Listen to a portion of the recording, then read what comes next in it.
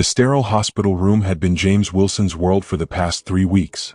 At 68, his once robust frame had withered under cancer's merciless assault, leaving him a shadow of the man who once hiked mountain trails with his beloved German shepherd trotting faithfully beside him. "How's Rex doing?" James asked his daughter Sarah during her daily visit, his voice barely above a whisper. It was always his first question, never about his own condition or prognosis. Sarah squeezed his hand. "He's waiting for you, Dad. Sleeps by the front door every night." James closed his eyes, fighting back tears. "I miss him so much." The pain of separation from his loyal companion seemed to hurt more than the disease consuming his body. For 7 years, Rex had been James's shadow, his confidant, his reason to rise each morning after Rebecca, his wife of 40 years, had passed. The German shepherd with intelligent amber eyes had pulled James from the depths of grief when nothing else could. "Mr. Wilson, it's time for your medication," Nurse Chin said gently, adjusting his fore. She had come to know James well enough to recognize the longing in his eyes whenever he spoke of Rex. "Is there any way?" James started, then stopped, already knowing the answer. He'd asked a dozen times before. "I'm sorry. Hospital policy is very strict about animals," Nurse Chin replied, genuine regret in her voice. "Even service animals require special authorization." Later that evening, Dr. Patel reviewed James's latest test results with a grim expression. "We need to call his family," he told Nurse Chin. "His organs are failing faster than expected. Days, maybe a week at most." That night, as Nurse Chin made her rounds, she paused outside James's room. Through the partially open door, she heard him muttering in his sleep. Drawing closer, she realized he was repeating the same word over and over, not calling for his late wife or his daughter, but whispering Rex, with tears streaming down his weathered cheeks. She stood there, clipboard clutched to her chest, watching this proud man reduced to quiet sobs over a dog he might never see again. In that moment, Nurse Chin made a decision that would change everything, not just for James but for the entire hospital. Sarah Wilson paced the hospital administration office, her frustration mounting with each step. "Please, you have to understand. My father is dying. His last wish is to see his dog." Hospital Administrator Mrs. Peterson adjusted her glasses, expression unchanging. "Ms. Wilson, I sympathize with your situation, but our policy exists for health and safety reasons. We simply cannot allow animals into patient rooms." "Rex isn't just any animal," Sarah insisted, voice cracking. "He saved my father's life." 3 years earlier, James had been asleep when Rex began pawing frantically at his chest, whining and barking until James awoke. The next day, concerned by Rex's behavior, James visited his doctor. The diagnosis: early-stage cancer. The doctor said if Rex hadn't alerted him, they might not have caught it in time for treatment.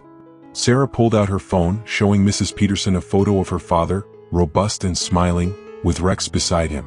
This was before Mom died. Rex was the only reason Dad got out of bed some days after we lost her. That dog gave him 4 more years of really living. At home that evening, Sarah found Rex waiting by the front door as usual. The German shepherd's ears perked up hopefully when she entered, then drooped when he realized James wasn't with her. "I'm trying, buddy," Sarah whispered, burying her face in his thick fur. Rex hadn't eaten properly in days.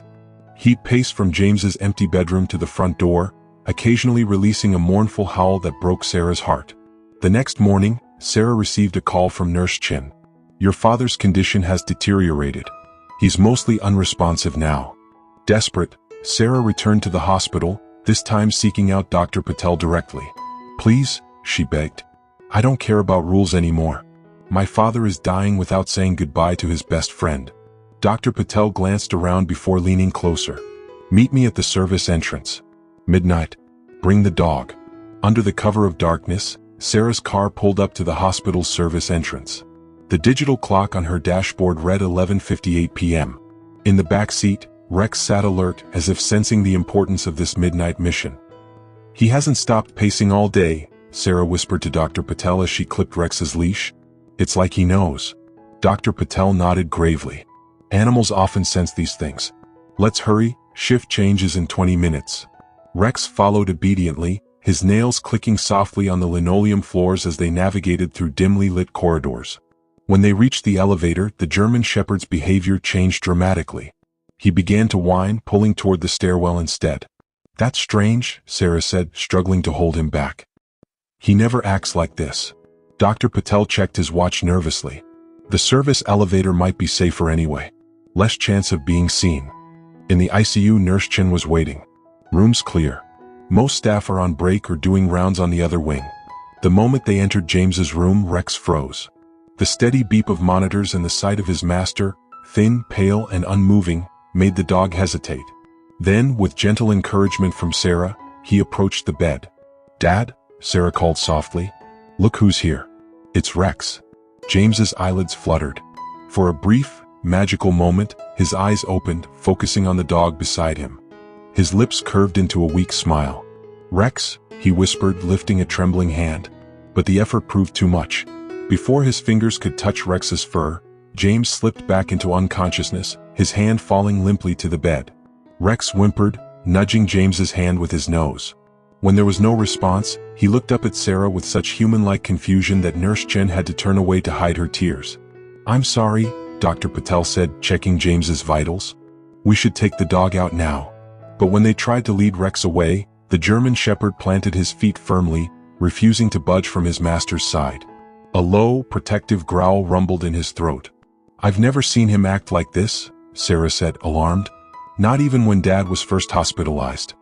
"Let him stay a moment longer," Dr. Patel conceded, intrigued by Rex's behavior.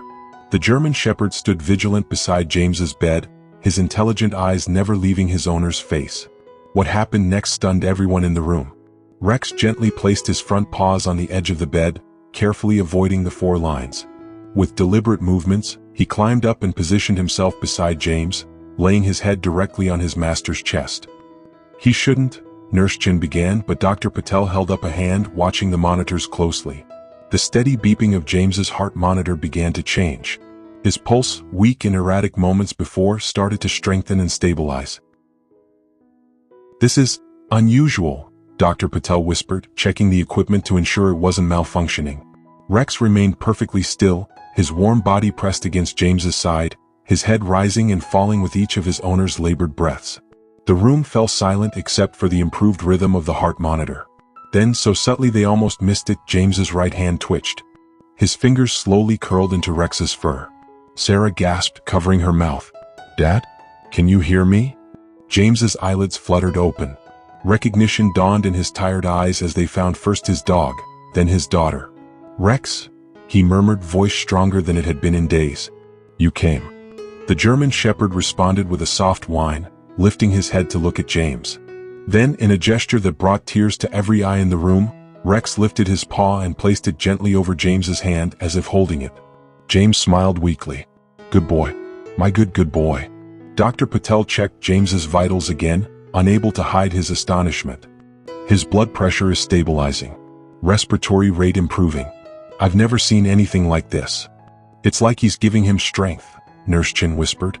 For the next hour, James remained conscious, more alert than he had been in days. He spoke softly to Sarah about practical matters. His will, his wishes for Rex, memories he wanted her to keep. Then, turning to his faithful companion, James stroked Rex's head. "You knew, didn't you? You always know." Rex responded with a soft, haunting howl that seemed to contain all the love and devotion of their 7 years together. It was a sound so profound, so full of emotion that Dr. Patel, a man of science who prided himself on professional detachment, found tears streaming down his face. "I've been practicing medicine for 25 years, he said later. "I've never witnessed a connection like that." As dawn broke, James Wilson took his final breath with Rex still by his side. The German shepherd seemed to sense the exact moment, raising his head to look at his master's face before gently nuzzling James's hand one last time. Then, with a dignity that left the medical staff speechless, Rex lay down protectively next to James, as if standing guard over his journey to whatever came next. "I won't take him away yet," Dr. Patel told Sarah, his voice thick with emotion. "Let him say goodbye in his own way." Word of what had happened spread quickly through the hospital.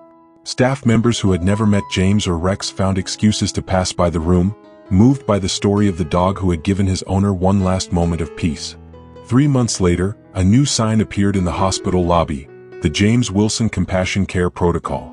Below it, in smaller letters, allowing comfort visits from companion animals for terminal patients. Sarah stood before it, Rex at her side, both of them healthier than they had been in the dark days following James's passing. "Your dad changed things here," Dr. Patel said, joining them. We've had 5 animal visits since then. Each one has brought immeasurable comfort. As they walked through the oncology ward, Rex patted gently beside Sarah. At one room, he suddenly stopped, turning his head toward the door where an elderly woman lay in bed. "That's Mrs. Collins," Dr. Patel explained. "Terminal pancreatic cancer. She hasn't had visitors in weeks."